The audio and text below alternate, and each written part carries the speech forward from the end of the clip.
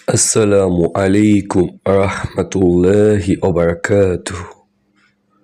কিছুদিন আগে স্বপ্নে এক মরহুম আত্মীয়কে দেখলাম। তিনি আমার কাছে এসেছেন।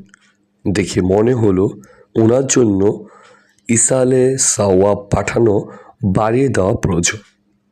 পরে সবাইকে খবর পাঠালাম যেন সবাই তার জন্য দোয়া করে ইসালে সাওয়াব ও সাদকা বাড়িয়ে দিই।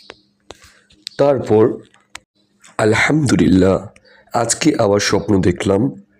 এবার তিনি সুন্দর পরিপাটি ভেসে আমার কাছে এসেছেন।